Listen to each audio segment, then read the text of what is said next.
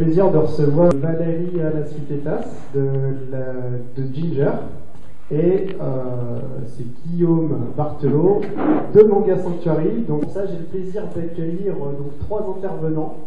Le premier qui est François Chevalier de la société Fora, Fabien Puissard de Laser Contact et Benjamin Aydan de Salomon.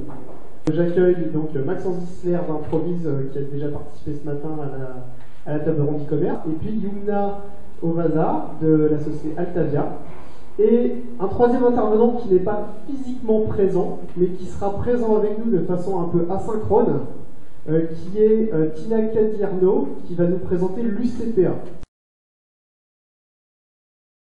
Le mobile, c'est pas forcément votre ami en magasin, parce que vos clients vont pas forcément l'utiliser dans vos murs, ils vont plutôt l'utiliser quand ils seront chez vos concurrents pour comparer les prix. Et d'ailleurs, très souvent, les gens utilisent tout simplement Google, parce que c'est le plus simple. Ils voient un produit, ils vont sur Google, ils cherchent le produit. Ils vont pas forcément avoir la démarche d'installer l'application iPhone ou Android que vous avez fait pour votre enseigne. En termes de stratégie, ça veut dire qu'il manque une solution qui est purement adaptée au lieu de vente, qui est bien intégré, qui s'intègre dans tous ses aspects. On est dans un environnement où il y a des vendeurs, il y a des produits qui sont disposés de manière géographique. C'est-à-dire que, et quelque part, est-ce qu'il n'y a pas un risque à vouloir aller vers cette convergence, à faire qu'on va finalement lisser toutes les stratégies commerciales, toutes les stratégies finalement liées, et perdre quelque part la diversité de tous ces canaux finalement? Alors, je peux vous donner mon opinion et la façon dont on lit ce que nous disent nos clients et nos prospects. On discute pas mal aussi avec des gens comme Gartner en ce moment pour essayer d'analyser ce qui est en train de se passer. De fait, qu'on le veuille ou non, il y a aujourd'hui un phénomène de consolidation. Donc, Manga Sanctuary, et pas seulement, en fait, on est le réseau Sanctuary depuis l'année dernière. Ce réseau Sanctuary, ça regroupe 3 sites internet thématiques autour de la bande dessinée internationale. Donc, la borne Manga Sanctuary, c'est une borne tactile qui est accessible en magasin. Donc, magasin, je m'entends, librairie spécialisée, manga, bande dessinée, comics.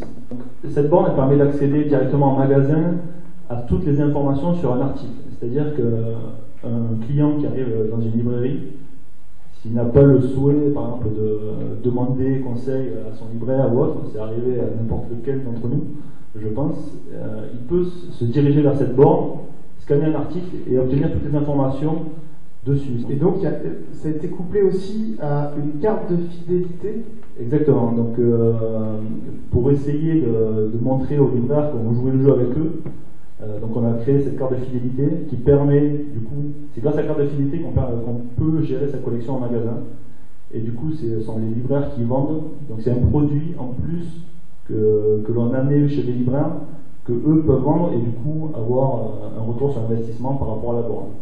Quel est l'impact de la révolution du cross-canal, de ce qu'on parlait tout à l'heure, de ce monde connecté sur la relation client? Je crois que vous avez fait une étude l'année dernière et que vous avez pas mal de chiffres à nous avancer et donc une analyse aussi. Alors effectivement, quand on se pose la question de l'impact de l'évolution cross-canal sur la relation client, il nous semble chez Ginger sain de se reposer des bonnes questions.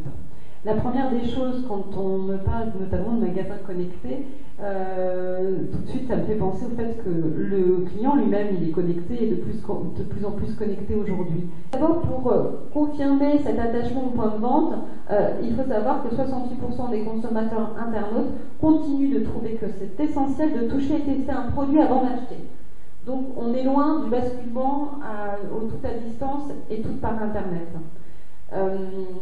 Simplement, cet attachement, je disais, existe, mais nos résultats, les différentes enquêtes qu'on peut mener, montrent bien que l'expérience en magasin est à réinventer.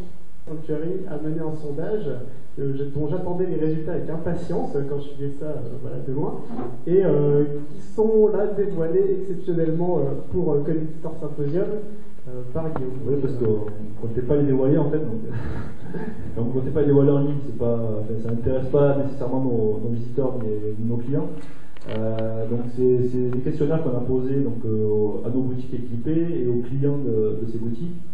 Comme on dit, 70% des clients indiquent que la présence d'une borne les incite à se rendre dans la boutique équipée.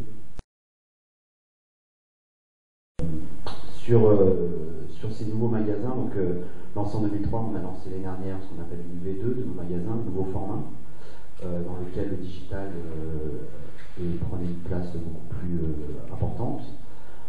Deux dispositifs. Première chose, ce qu'on appelle le wall, un grand mur d'images tactiles, à peu près de la taille de ceux que vous voyez tout derrière. Globalement, l'idée sur ce wall est d'accéder à la marque. Donc voilà, ça c'est la partie wall. Ensuite, il y a une partie kiosque, où là, aujourd'hui, on a un dispositif entre 1 et 2 kiosques par magasin. Et là, on est clairement plus concentré sur la vente pure et dure. Alors, je reviendrai après sur la façon dont on a appréhendé ces kiosques et conçu ces kiosques. Mais la promesse était la suivante, c'était de dire, n'avez pas votre taille, n'avez pas votre couleur. En magasin, on sait qu'on a une largeur d'offre assez large, qu'on a quand même 20 000 références au total, les couleurs. Et aujourd'hui, les kiosques, vous pouvez pas ne le trouvez pas en magasin, vous pouvez le commander directement via les kiosques et vous le recevez en 24 heures chez vous. De se poser la question, est-ce que les vendeurs sont déconnectés aujourd'hui? Je pense qu'il faut revenir sur une réelle difficulté qui est la complexité du métier de vendeur.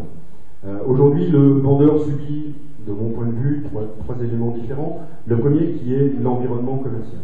Ça fait maintenant près de 9 ans que j'entends systématiquement cette notion de concurrence entre le virtuel et le commerce lié au magasin. Ce qu'il faut se souvenir aussi, c'est qu'il y a eu en 5 ans plus de changements dans le métier du vendeur qu'en 30 ans d'existence du métier du vendeur. Quelle importance, la place vous avez accordé justement à la dimension vendeur dès le début du projet? Est-ce que c'était vraiment un paramètre auquel vous aviez pensé ou est-ce que c'est venu après? On avait fait du benchmark, on avait vu, testé pas mal de choses, on avait regardé un petit peu comment ça se passait. Ce qui est clair, c'est que c'est avant tout un outil vendeur. C'est suivi d'une formation pour les vendeurs spécifique en début de lancement du magasin. Parce que globalement, leur façon de vendre change. Si, c'est compliqué. Donc l'idée, c'est, en faisant appel à la relation client à distance par un système de live chat ou de visio. Donc visio, c'est comme de la webcam. Demain, avec les portables également, quand ce sera FaceTime, ce genre de dispositif à généraliser, de pouvoir finalement avoir un échange direct avec une personne qui n'est certes pas dans le magasin, mais qui va pouvoir délivrer et apporter, comment dire, un service, une information, de l'argumentation, comme si j'étais en magasin. Voire plus. Aussi avec la relation client, est-ce que les vendeurs, même, donc toi tu as bien que dans la relation client à distance, est-ce que tu penses que les vendeurs risquent de disparaître totalement des magasins? Non, mais je crois que François a très bien dit ce qui est préalable. Parce qu'en effet, pour une marque, c'est important qu'il y ait des vendeurs, des gens qui représentent la marque finalement, qui donnent les éléments de conseil clés, qui vont donner justement les argumentaires aussi pour vendre bien entendu. Mais par contre, il y a le niveau en face. Là où peut-être avant, il y avait toute la dimension de formation continue, ce genre de choses, aux produits et services qui pouvaient être plus ou moins légères. Aujourd'hui, il y a une exigence également interne des entreprises vis-à-vis de leurs vendeurs. Ça, c'est un préalable. Après, je pense que vous l'avez compris, de la façon dont on envisage, nous ici, la notion de relation client à distance, c'est pour une dimension de complémentarité, pour aller plus loin, pour garantir justement l'atteinte de la promesse. C'est une question qui est passée tout à l'heure. Le métier de vendeur va juste changer. Il va changer, on va lui ramener plus de conseils, plus d'expertise. Donc oui, il va falloir forcément qu'il soit un peu plus formé et autres. Mais le contact physique est absolument sera toujours nécessaire et certainement encore plus qu'avant d'ailleurs. Il ne faut pas oublier que vente en ligne, c'est bien, c'est facile. Il y a encore beaucoup de choses au niveau des services qu'on ne peut pas faire, les retours, etc. Ça, c'est des choses qui sont très rassurantes pour le shopper qui rentre dans un magasin. effectivement, alors je suis navrée effectivement de ne pas être présente parmi vous aujourd'hui physiquement, puisque j'interviens par ailleurs sur une autre conférence à Paris, donc malheureusement je ne peux pas être à deux endroits différents. D'où voilà ce moyen technique qui nous permet quand même de traiter le sujet. Justement, je vais demander donc de présenter ce spot UCPA, de nous faire visiter le spot, et c'est parti.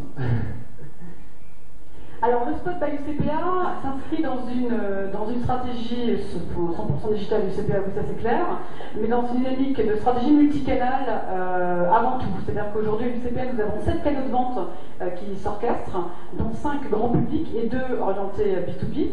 Donc la première zone, Lucid Spirit, donc double objectif, présenter d'une part le catalogue d'offres UCPA, mais cette fois-ci en format vidéo, donc pour favoriser l'immersion en fait dans l'univers UCPA. Alors ici, nous avons mis en place également 2 bornes interactives. D'abord, justement, pourquoi est-ce qu'aujourd'hui on parle autant de ce phénomène de digitalisation des points de vente?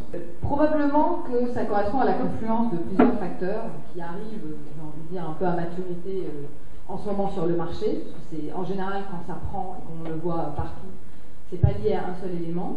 La première chose, c'est probablement tout ce qui est disponibilité et maturité des technologies. La deuxième chose qui est forcément liée, c'est tout ce qui est développement de l'écosystème de prestataires. Je vais demander à Maxence justement quelle est la valeur ajoutée aujourd'hui parce que le tactile ça existe depuis longtemps, mais pourquoi est-ce que justement ça explose autant et quelle est la valeur ajoutée donc de ces interfaces tactiles pour les magasins en particulier? Alors, ma réponse comporte en 3 parties.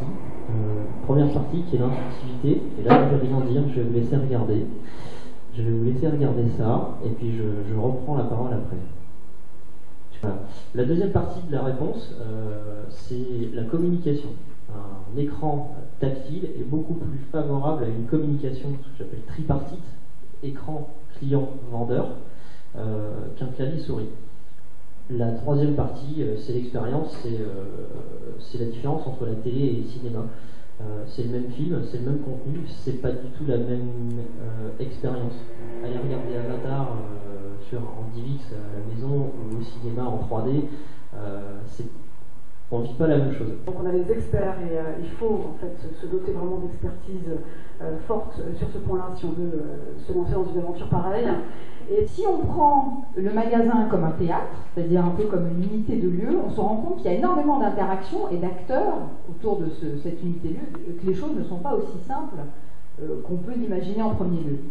Il y a 4 intervenants quand même dans le magasin. Il y a le lieu lui-même, le théâtre de l'action, il y a les clients et les consommateurs, tous les visiteurs, il y a les vendeurs, qu'il ne faut pas oublier. Enfin, heureusement aujourd'hui on les considère, mais effectivement au début du digital en point de vente avec l'histoire des bornes qui étaient physiques et rigides, on zappait complètement l'interaction que le vendeur pouvait avoir avec. Et il y a les objets, on n'en parle pas encore aujourd'hui, mais avec tout ce qui se développe en matière d'objets connectés, on peut très bien imaginer soit l'équipement du magasin, soit les produits qu'on vend en magasin qui soient connectés eux-mêmes. Non, alors c'est pas gadget. Ce à quoi on pouvait... La question que vous pouvez se poser au départ, c'est finalement, quand le visiteur va rentrer dans ce spot, il ne va pas penser qu'il est dans un univers plutôt techno où je viens acheter, où on me met à disposition finalement les tablettes et les écrans. Il n'y a pas du tout. En fait, ce qui prend le dessus ici, c'est le contenu. Donc de ce point de vue-là, c'est gagné déjà. Merci à vous et bonne conférence.